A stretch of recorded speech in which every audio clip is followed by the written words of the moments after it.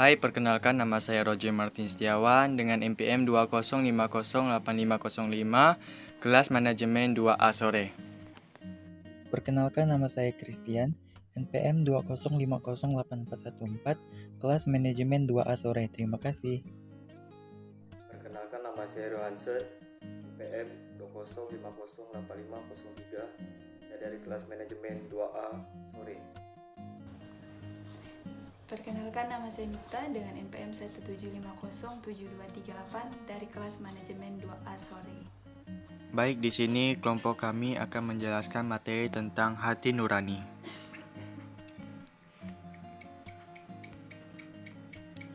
Pengertian hati nurani. Hati nurani sendiri adalah intelek atau pemikiran yang lebih tinggi dari pengetahuan sendiri dalam suatu fungsi istimewa, yakni fungsi memutuskan kebenaran dan kesalahan perbuatan-perbuatan individual kita sendiri. Hati nurani juga dapat diberi batasan dalam sebagai keputusan praktis akal budi yang mengatakan bahwa suatu perbuatan individual adalah baik dan harus dikerjakan, atau suatu perbuatan buruk maka harus dihindari.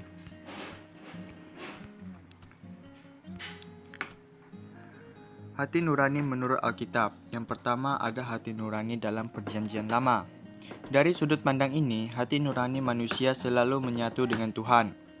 Dimensi keterkaitan antara pribadi dalam hati nurani ditonjolkan dalam Perjanjian Lama ini, sebab hati nurani manusia dilihat dalam kesatuan dengan Tuhan yang mewujudkan diri kepada manusia.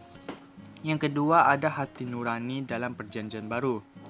Hati nurani adalah tenaga batiniah yang mendorong manusia untuk menerima ajaran Kristus dan memeliharanya supaya tidak ternoda.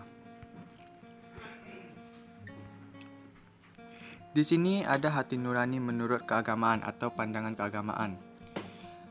Pandangan keagamaan tentang hati nurani umumnya mengatakan bahwa hati nurani terkait dengan suatu moralitas yang melekat dalam diri semua manusia, melekat dengan sebuah alam semesta yang baik, atau melekat kepada pengada yang bersifat ketuhanan.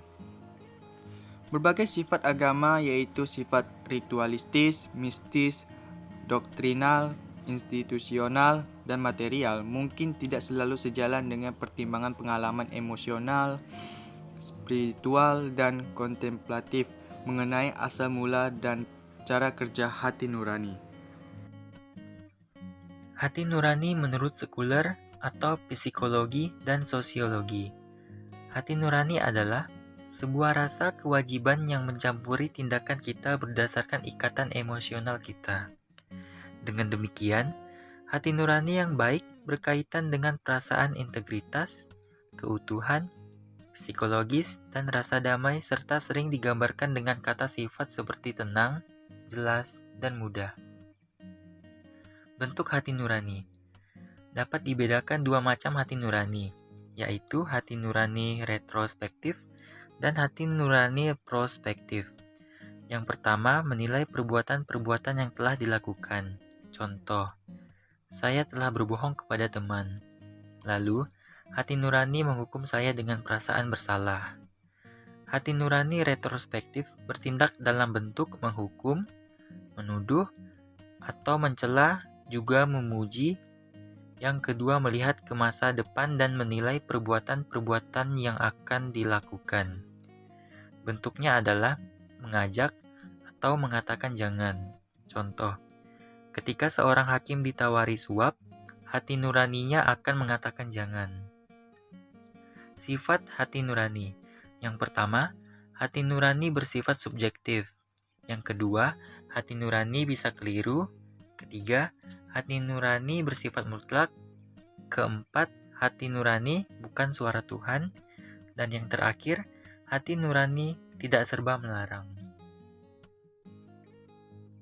Hati nurani bersifat subjektif adalah tindakan yang didasari hati nurani, membuat pelaku sungguh menjadi subjek. Hati nurani bisa keliru. Kekeliruan muncul karena ketidaktahuan yang tidak disengaja, ketidaktahuan yang tidak teratasi khususnya pada persoalan-persoalan hidup yang baru, dan ketidakpedulian orang untuk mencari kebaikan dan kebenaran. Gaudium et Spes dalam artikel di atas menyatakan, akan tetapi tidak jaranglah terjadi bahwa hati nurani tersesat karena ketidaktahuan yang tak teratasi, tanpa kehilangan martabatnya. Hati nurani bersifat mutlak. Hati nurani harus ditaati. Orang yang tidak taat pada suara hati akan merasa tidak aman. Orang yang taat pada hati nurani akan merasa tenang, sebagaimana tampak dalam cerita pengantar pemahaman hati nurani ini. Baik, saya akan membahas tentang hati nurani bukan suara Tuhan. Hati nurani meskipun bersifat mutlak, namun bukan suara Tuhan. Karena suara hati dapat keliru, namun suara Tuhan tidak dapat keliru. Kompendium Katekismus Gereja Katolik sebagaimana dikutip di atas mengemukakan bahwa jika betul-betul memperhatikan suara hati, orang bijak dapat mendengar suara Allah yang berbicara kepadanya. Hati nurani tidak serba melarang. Ada kesan suara hati serba melarang. Suara hati serba melarang menurut Sigmund Freud von Magnis 1979 pasal 58-60, institusi batin manusia yang serba melarang tersebut ialah superego. Superego merupakan hasil internalisasi dari larangan-larangan yang terdapat dalam norma. Baik, untuk mengakhiri presentasi materi kali ini, kita akan melihat sebuah ilustrasi yang menggambarkan hati nurani seseorang. Sekian dari kelompok kami dan selamat menonton. Terima kasih.